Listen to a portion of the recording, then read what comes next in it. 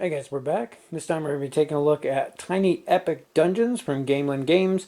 Another one in the Tiny Epic series. This one actually looks really cool to me. It's a dungeon crawl, and it's shaping up to be one of my favorite ones of them. But it's very interesting and everything that they've managed to pack in such a small box. And I can't wait to get in here and check it out.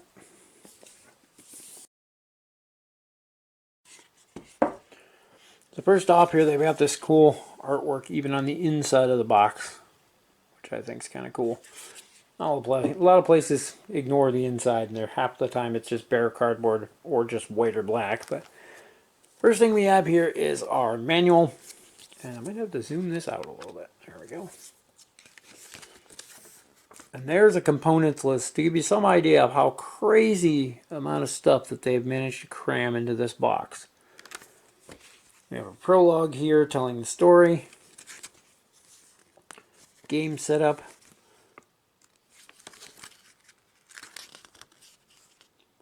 and then hero attributes, win-loss conditions, basic rules here. Not a lot of examples in here. I've watched several playthrough videos and things.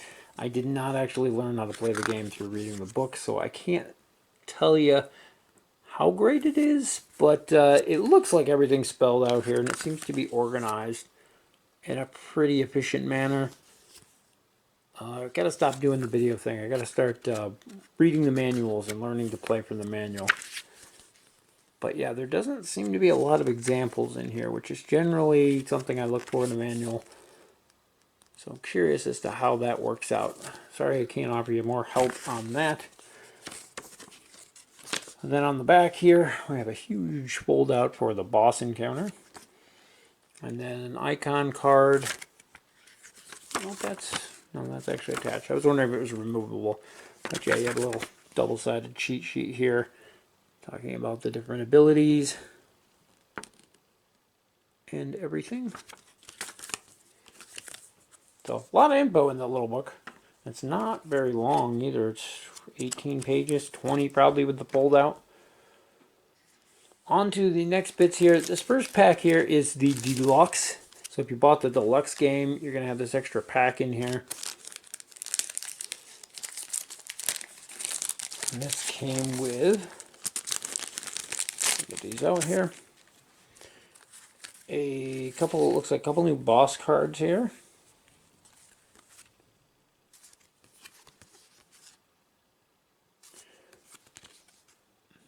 Do they actually have a name on there anywhere? Oh, there, it's in the top corner.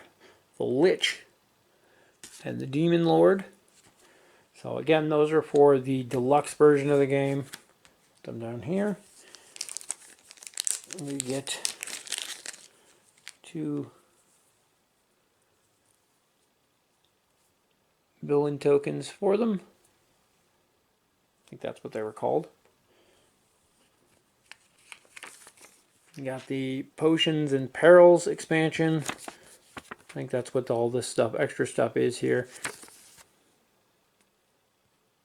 Explains they have everything that came in there. Minion tokens are what those are.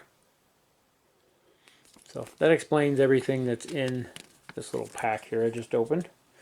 So we're going to keep this all together down here because it's its own thing. Then we got a pack of cards.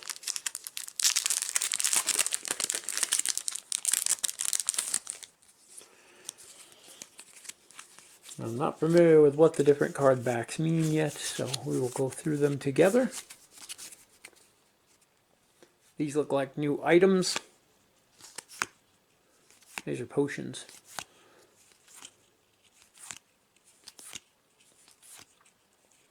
Then we got the Mixy Goblins, a Wraith, Vampire Imp, which are what our two villain meeples there are, minion meeples. And then the Potion Shop, which is the Mixy's Lab, I guess is the name of it. But that's where all these potions are going to come from, I guess. But yeah, so a couple new monsters, a couple new minions, new dungeon tile, and then the potion cards there. So again, that's the deluxe extras there, the Potions and Perils expansion. It's kind of an add-on. We're going to switch all these off to the side though because they are not part of the base game. I do not know if this will come with the retail version of the game, so I want to keep that separate. Back to what else is in here. Probably the big selling point of these are the miniatures, because this is an actual miniatures game and a tiny epic.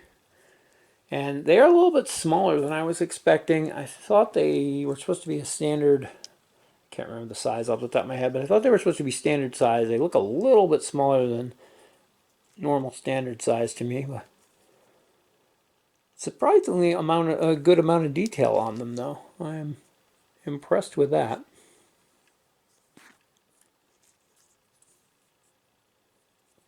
Staff is a little bent there, but it's kind of expected. They were kind of shoved in there to see if we can't do the hot water trick to bend that back. But overall, though, I'm pretty impressed with the miniatures. For the scale, the quality is actually really good.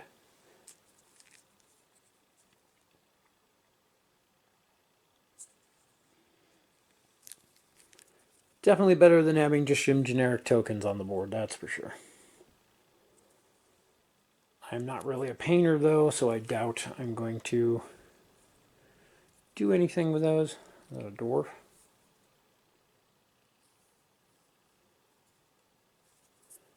But yeah, really good quality for the scale of these. And there's 8 characters there. Next bag here is all of our wooden tokens, because everything got upgraded during the campaign. So we'll see if we can't sort out what's what here. Whoop. Or drop them all on the floor and lose them. These are our locked tokens. These ones are our various minions, I guess they are, the mini boss tokens. All get their own little screen printed wooden meeples. And then the disappointing part I thought of the base game is that the boss, the big boss minion, is represented by this token because it can change from game to game based on what comes up. So they decided to make one generic thing for it. They did have an expansion pack you could buy, which I happen to have off the side here, that has all of the bosses as giant wooden meeples. But the base game came with that as your boss, which was kind of disappointing. Next we have our goblin tokens. These are going to represent the various goblins that are running around the dungeon. There's somewhere a little board that has color coded for them, and you put the card next to the proper color so you can designate which one is which. I do like the use of the wood meeples. We have our torch, which is going to be basically our game time tracker. It has its own little board to move down. And we have some health and energy trackers for our characters and monsters.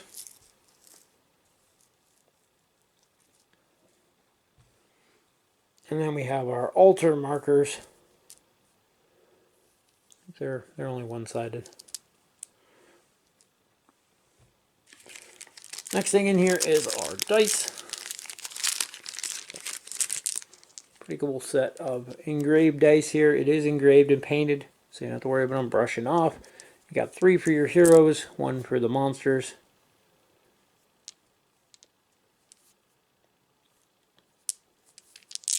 Those are cool. I like the marbleized texture to them. Then we've got a ton of cards here. We're going to get to those in a minute. We're going to do the big ones first. And that's it for the box. The big ones are going to be our player boards. The dungeon track that we're going to use. This is where the torch is going to move down. This is where those goblin cards are going to go to match up with the colors of the tokens. And there's 2 sides to this. So it's Act 1, Act 2. Wish that was a little bit thicker, especially since you're going to be using that as a board. It seems kind of flimsy to me. I would have liked it to be just a hair thicker. It's made out of basically the same stuff as the cardstock, but it feels very, very thin and flimsy. I wish Yeah, I wish it was just a hair thicker.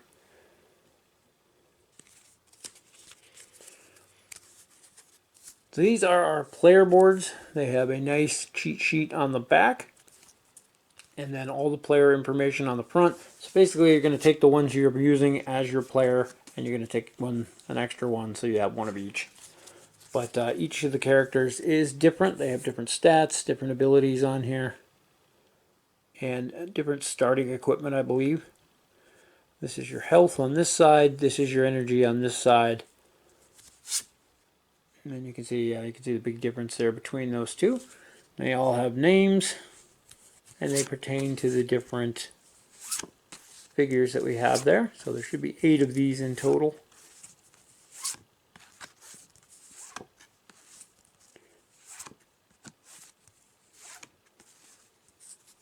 So yeah, that's cool. And again, those are that same thin material for a player board. Would have liked to see them just a hair thicker than that. I'll have to see if I can find some sleeves for those. Because you're going to be putting things on these. The markers are going to be sliding up and down. I'm just worried about where. We'll have to see how that holds up. Then we have our boss cards here. They all have the same, is it the same thing on the back? Pretty much the same thing on the back there. And on the front, these are our very different kinds of bosses here. We have a dragon, we have a hydra, a goblin king, pharaoh, gorgon, a seer, and a beholder. And that's it for those.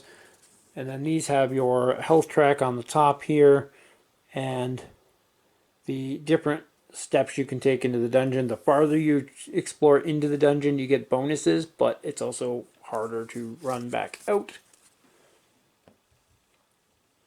And then we have our small cards here. There are a ton of these, because these actually have the dungeon tiles. And I already have a feeling I'm going to have to make a comment on these. Sorry for the crackling. Because these look to be made out of the same cardstock. It is super thin. I don't get that. It should have at least been like linen. Maybe it is a linen. Feels like a linen, but it doesn't. It's super thin. But the dungeon tiles are made out of the same stuff, which I fear is going to concern me here in the long run. But anyway, we will go through these real quick. There's your starting tile, I believe, where the dungeon begins. The staircase coming down. Next we have these, which I believe are the spell cards. You've got your different spells that you can learn and use.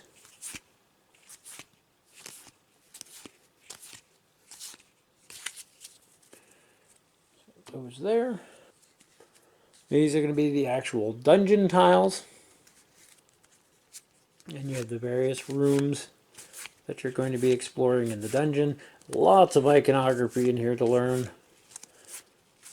Hopefully they're a pretty simple system, because yeah, there's a lot of symbols to decipher on these.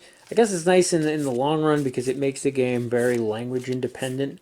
Really, you print a rule book, all these cards, all this information can stay the same. So that's a cool aspect for them. But again, these are that same really thin material. I'm kind of worried about how they're going to hold up, especially being that these are going to be placed on the board. You're going to be flipping these over constantly. Your models are going to be on them.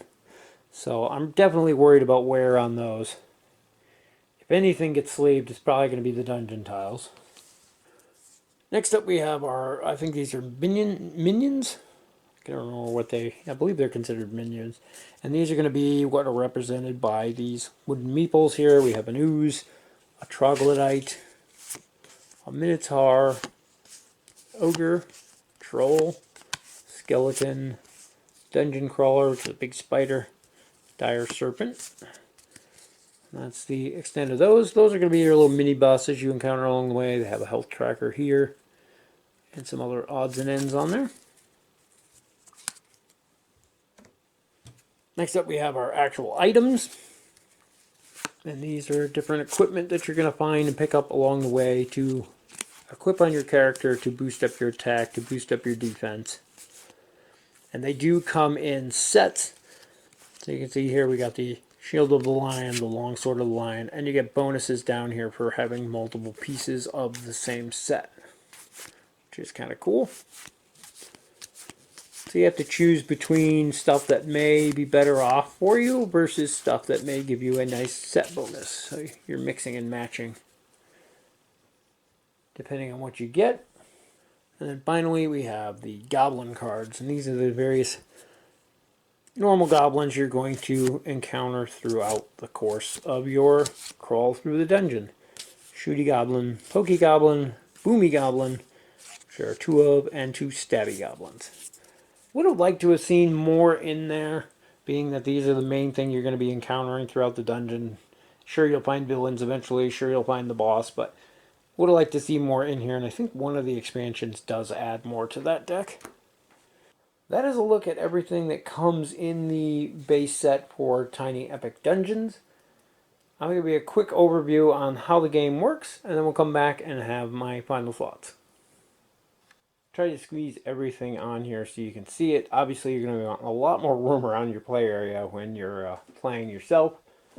But we have our time track over here. We have our goblins and our minions, as well as our boss, which we don't know what it is. Those are all randomly drawn. We have our dungeon deck here, which is set up a certain way based on the number of players. There's a whole thing in the rule book for it, but you're going to see the layer towards the bottom, the minions rooms in the middle, and then some regular rooms on top. So you kind of have an estimate of when you're going to run into a villain, when you're going to run into the boss's lair. We have our player boards here with our health and focus trackers. Have our dice. Have our characters there in the middle, and then we have our items and spells. So the way things work is you can take as many of your free actions as you want to do, but you can only take one of the major actions here, and that can be done before or after movement, but not during, so you can't split it up. Your movement is your number up here with the little boot icon. Next to it is your defense.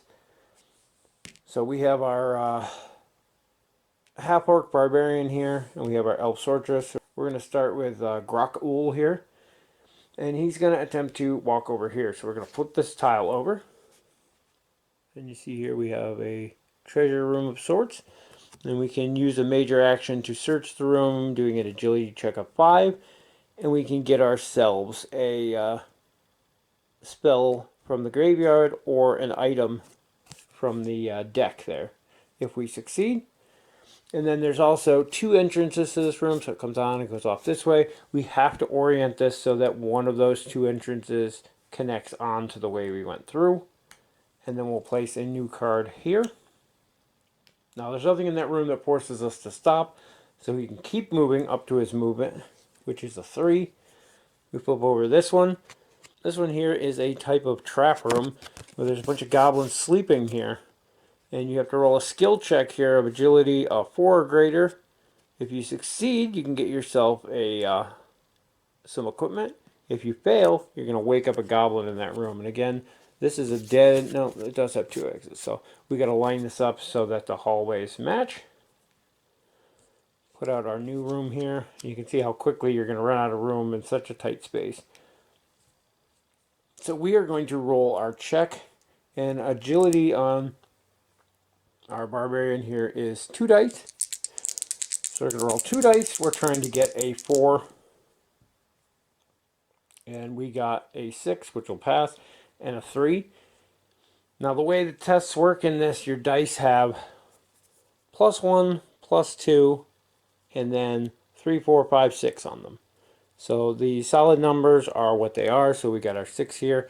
And then the others are, the +1 and +2 can be used to modify.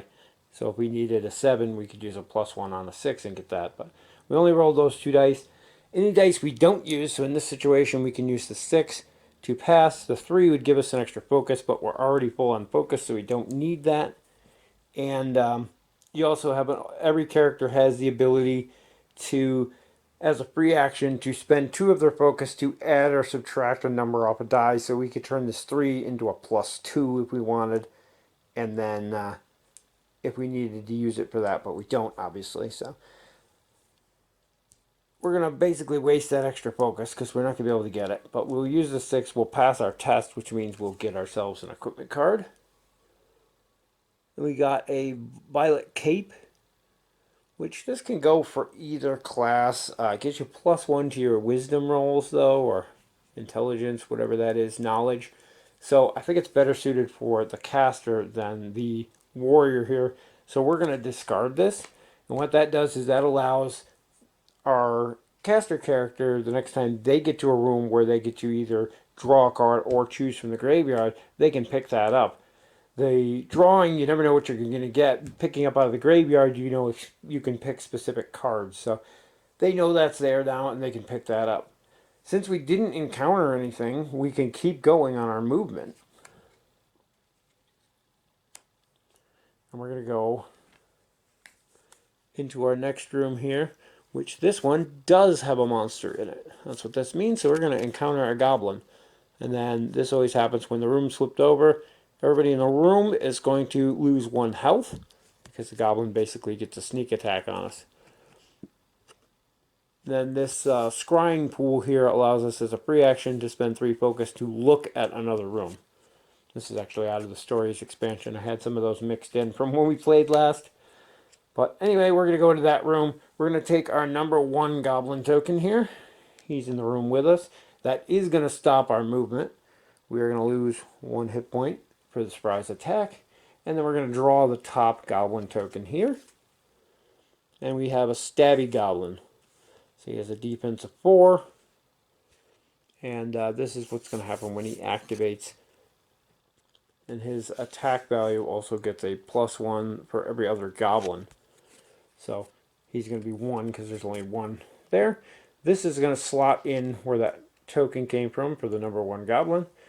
And then we're going to have a chance to fight him. Now right now all we have, most characters, well every character has an innate attack ability down here. In this case we have an axe, which is just our strength, +1 to our die roll. And then you can get equipment cards from the deck that would boost that up. So our strength check though for our melee attack is going to be up here, so we need 3 dice. So we roll our 3 dice. Because we're fighting a monster, we're going to roll the monster's dice. If they survive our attack, they will counterattack with whatever's on that die. If we kill them, we get to ignore whatever's on that die. So. And we are looking for we got to be a 4, so we need a 5 or better to kill the goblin. In this case, again, we rolled a 6 here. We also got 2 +2s, which are kind of sad to see them wasted. But we could switch one of those into a 3. In fact, why don't we do that and heal ourselves? So we're gonna use this ability here. We're gonna spend 2 to change one of these +2s into a 3. The 3 and the +2 will kill the goblin that's in the room. He dies. This goes to the discard pile. I'll go back over here. We get the reward on here, which the reward for killing him is either +3 health or an item. And then we're going to use this 6, has a heart on it. We're going to use the 6 to get back our heart. Now, that's not really an optimal play, but it worked for what we needed it for, just because I wanted to get back to full health. We could have used his ability, or his reward to heal ourselves as well. It did cost us a little bit of focus to do it.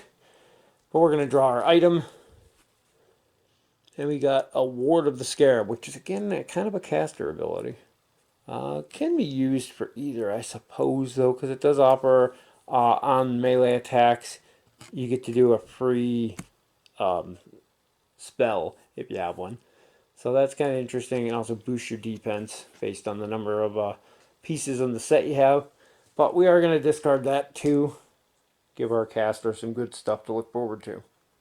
Since we did do our movement, we did do a major action. That is going to end our turn. At the end of our turn, this torch on the track moves down 1 space. I don't know if you can see because it's really far away, but there's a little minion icon there, their head icon, which means they would activate. So if he was still in play, we would activate this ability right here. That's the icon that's down there. And this says he would move unless he's already in a room with a guy, or until he's in a room with the guys, so much. And then he's going to deal 1 damage times the number of goblins plus 1. So if he was still there, he'd do 2. If there were 2 goblins out there, he would do 3, and so on. But he's dead, so we don't have to worry about that.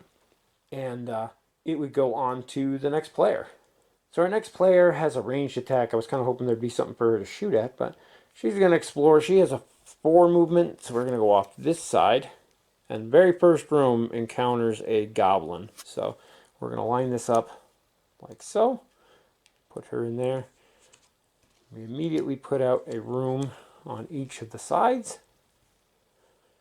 And it's also worth noting when you're exploring, the staircase is always the center of the dungeon, and you can go 4 rooms off to either side in any direction. The dungeon's a big square around it, but you can never be more than 4 tiles out. So if you ever go to put a 5th tile, then that's too far. You have to go back one. So keep that in mind when exploring your dungeon. If you end up making a dead-end dungeon and you can't find the minions or you can't find the boss's lair, you'll automatically lose. So you really need to put some thought into that. But again, we have our number 1 goblin will go there. This will flip out. We have a boomy goblin. He goes into the slot there. And unfortunately, since this was our first move out of our 4 movement, and now we have to fight. Well, we don't have to fight, but you get the idea. That is going to end our movement, so we're going to move on to our fighting. I am going to use her magic spell, even though we're at point blank range, because it's her best check. So she has an innate spell right here. Every character has a basic attack that they get for their weapon. They have some kind of ability over here. It varies from character to character. And then each one has a special ability in here. I pick these up so you can see it better. I'm going to dump it. But yeah, so you have your stats here. The number of squares is how many dice you're going to roll. You have your innate ability there to change your dice, your resting ability. You can see we have a dagger here, which is our strength -1. We only get 1 die, so 1 die -1 is pretty rough. And then over here we have a research ability, which is how we're going to get spells. Probably should have done that before I moved, but I was in a hurry here. And then we have this seeking bolt, and that's what we're going to be using. And dump these anyway. So if you look here, this has a range 4, does not require line of sight. That's what that jagged line means. Means we can shoot it down here and around the corner if we wanted. It requires an intelligence check of 5. If it is successful, we spend 2 focus and deal 1 damage to the target. So we're going to use her ability. I'm going to put all this stuff back. And we are going to roll. Her intelligence is 3 here. So it's going to be a 3-die check. We're looking to beat a 5. And we also have to roll the red die because we are fighting a monster. And we got, I see a 6 already in there. So this is the downside here. We got the 6 on the 1 die. That's going to automatically beat our test alone right there. So that's successful. We also have all these extra focus.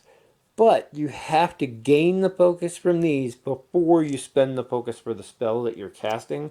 So we will not be able to make use of those because we're full at the moment. But since we did do a successful check, we are going to reduce our focus by 2 and deal 1 damage to the goblin, which is enough to kill him. They do not get a defense bonus against a spell attack where you get this 4 here is against your is on your melee combat. So in order to do melee combat, it's whatever you roll on the dice minus their defense. So in that case, it would do 2 damage. Whereas spells have a set amount of damage they do, and you ignore the defense. So we will get the reward for him, which is an item or a spell. We're going to take a spell, just because we should have researched one. We get Cloud of Death, which is a pretty good one. Hits multiple enemies within range 1 with an intelligence check of 6. Costs 4 energy for or 4 focus for 2 damage. So that's pretty cool. Spells you have up here. Where are they listed? They're up here on these. You have 2 slots for spells, 2 slots for trinkets that you can carry. So it just kind of goes off to the side. Normally I put them on this side, but since I have the card set up this way, there's no room over there. But yeah, that'll help us nice. This red die doesn't mean anything since we killed him. And then we're going to move those away. That is going to end her turn because she moved and she attacked. So we go over to here and we're going to move this down. The next icon on here, I don't know if you can see without me moving anything. The next icon here spawns a goblin in the staircase. So we're going to put our goblin in the staircase. Draw the next one. We have a boomy goblin. He's going to go there in slot 1, which you can't see because it's off the screen. There we go. And we'll go on back to Grok's turn. If you ever get a point where all 4 goblins are in play and you're supposed to put a 5th goblin, you lose. If this tracker ever gets down to 0 at the bottom, you lose. And if one of the characters is to fall in a room where there's an enemy, you'll lose. If you have another character in there, they'll actually be okay, and you can use the rest action to get them back up, or somebody can heal them, whatever, to get them back up. That's pretty much how the game is going to progress. Eventually, you're going to find the room that spawns the minion. When you do so, you're going to draw your minion here to see what you have. In this case, we got the Dire Serpent. They fight just like the goblins do, except they have more hit points. It takes 6 in this case to kill him instead of just 1. You're going to use one of these little green hearts to keep track. When you kill the minion, you take the green heart and you put it on the boss card here. Depending on the player count, you need a certain amount of minions killed in order to unlock the boss. When you've unlocked the boss, you're going to flip him over, find out what you have. In this case, we have a big dragon. And you'll have to find his lair in order to get in and fight him. This acts as a room. Once you go to the lair, you can jump to this room. The farther into the lair you go here, you get these bonuses that start stacking up that are going to help you out. However, they means you have to move that many more spaces to get back out of the lair too. Eventually, you're going to have a heart on here for each of the minions that you killed. So in a 2-player game, you're going to have 2 hearts on here. When you get them down to this 3 location, they're going to stop. You see this little icon here. You're going to have to find one of those on the map. There's always one in the starting staircase, and there's going to be one in each of the rooms where the minions spawn. They call those ritual rooms. You have to basically train the boss back, have him chase you through the dungeon to one of those rooms, remove this by bringing him into that room, then you can finish him off. So that's the only part of the game I'm really not that fond of. I hate the whole running around. It kind of defeats the purpose of having these cool bonuses for being farther into the room when you have to run back out of the room anyway. So if I had to complain about something in the game, that would be it. But other than that, that's pretty much all of the basics of how to play the game. As you kill the mini bosses, the minions, the torch actually moves back up too. Once you've killed both of them and you're fighting the boss, this actually flips over to an Act 2 side, which has way more enemy activations on there. And then you're going to run that through until you either defeat the boss or time runs out. And that's the basics of how to play Tiny Epic Dungeons. So that's Tiny Epic Dungeons. What do I think of it? I really like the concept. I like the exploration. I like the gathering the treasures and trading them and things like that. The goblins are kind of less interactive than I hoped they would be, but the track for the torch moves down awful quick, which triggers them and makes them activate a lot more than you'd think they would. So time can go by real quick and you can run out of time real quick. The game seems to be overall really difficult, especially if you split up the party. You want to split up to explore more, to find things, but if you chance yourself getting knocked down while you're split up and nobody can get to you, that's game over. Time does tick by rather quick, and our first game we actually never found a minion. We had, between the fighting and backtracking and trying to figure our way around, we revealed a room over on one side of the dungeon, or we had a face down room, which must have been one of them, and we were on the other side of the dungeon and we just ran out of time.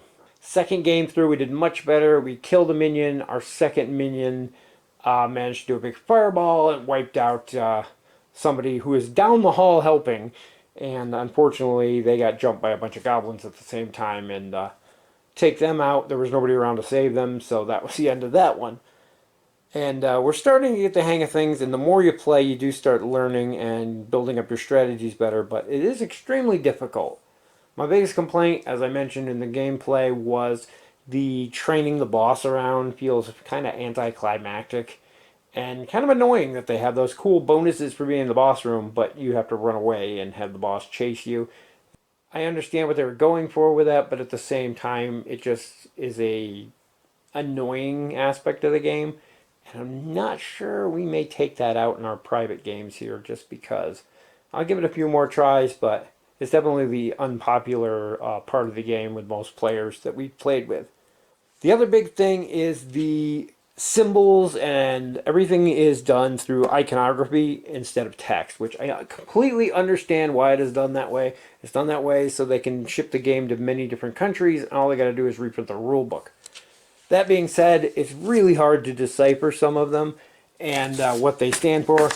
And this is almost a must-have. This is a appendix that the publisher put out, and it lists every player. Like here's our elf sorceress we used in our example. It even explains your seeking bolt.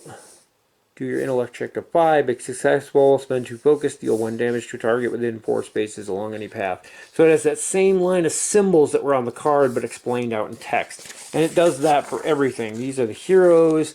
Then we get into loot cards, legendary loot, spell cards, and spell cards are the biggest one. And it literally spells out word for word what those cards do. And it has, so like this symbol is a spell, the 2 with the squiggly line is a 2 range 2 with any direction or any path. That's your intelligence check up 6. So trying to figure out how to decipher all that, you can bring this up and just read it, and it makes things much more clear. These I think should be included in future printings of the game on card size, maybe like the size of the player boards, so that you can quick reference them. But it is a must to have these. If you don't, it's going to make your game a heck of a lot harder. These are available for free on their website. You just got to go print it out. But definitely a must-have item, and I definitely think it should come in the game.